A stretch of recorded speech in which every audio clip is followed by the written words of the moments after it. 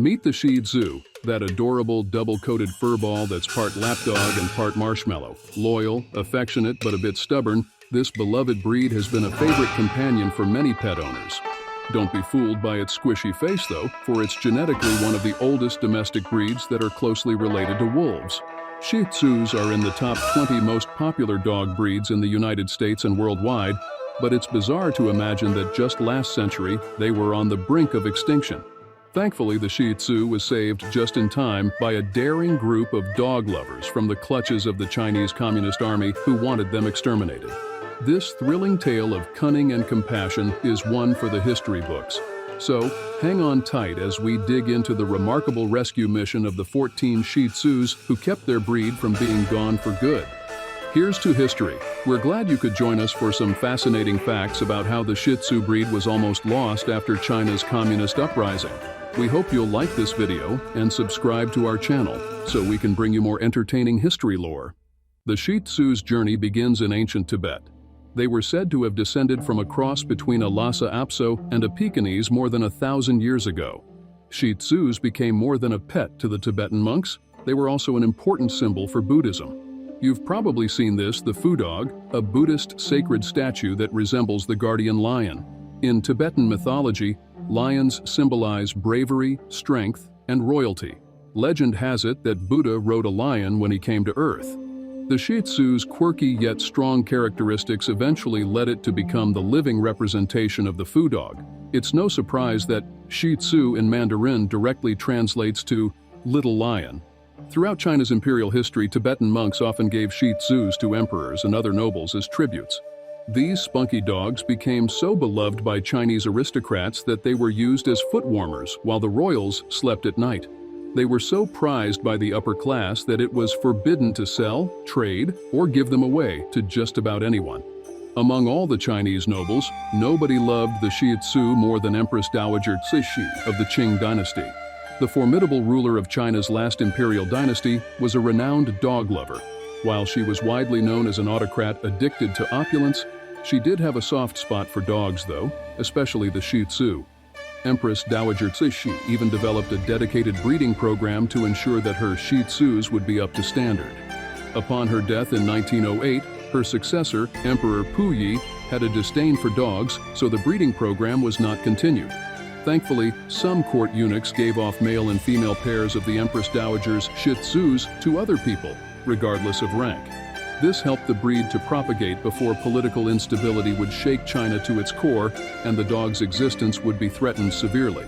In 1911, the Chinese Revolution overthrew the imperial family's power.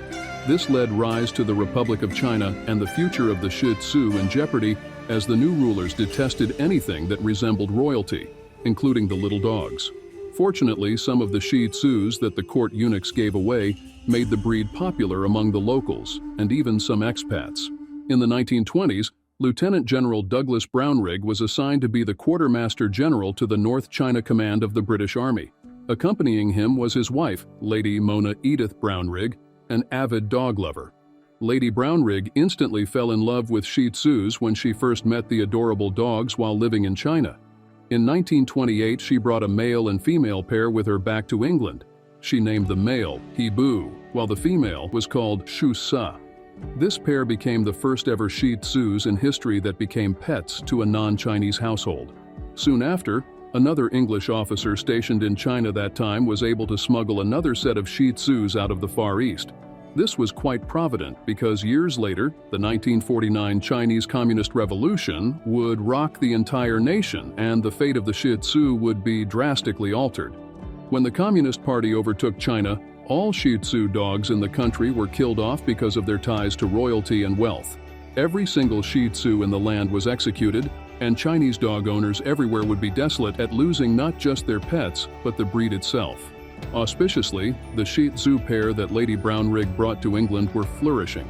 Along with the other Shih Tzus that British expats were able to smuggle between the 1930s and early 1940s, the Shih Tzu breed was preserved in Europe after all.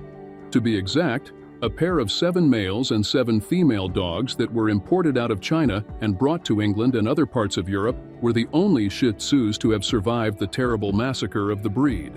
So that means all Shih Tzus born after 1949, up until the present day, descended from these 14 bloodlines. In fact, one of the 14, a female named Liza, was the sole Shih Tzu that was born at the Forbidden Palace in Peking, the site of Empress Dowager's breeding program that made it out of China. It wouldn't take long before the breed became quite popular in Britain thanks to Lady Brownrigg's efforts in establishing the official Shih Tzu Club of England.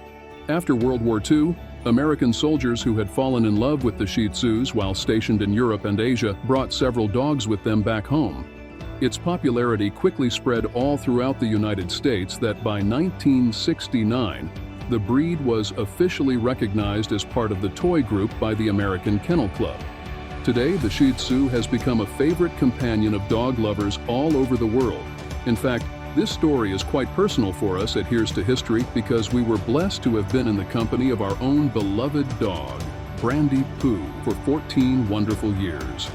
His strong Shih Tzu pedigree made him an adventurous dog who always stayed by our side, made us laugh with his silly antics, and even, quite literally, kept our feet warm at night. We fondly pay tribute to his ancestors, the 14 Shih Tzus who saved their breed, and the compassionate humans who ensured their bloodline would live forever. The Shih Tzu's journey from ancient Tibet to the modern world is a remarkable story of resilience. Thanks to the caring individuals who rescued these dogs from the brink of extinction, we can continue to enjoy the companionship and love of this wonderful breed. If you're considering adding a furry friend to your family, think about adopting a Shih Tzu or any other breed in need. Thanks for watching this retelling of the Shih Tzu's dramatic bouncing back from an almost complete demise. So, here's to history. We're excited to bring more captivating history topics, so hit that like button and subscribe to our channel to be in the know. See you next time!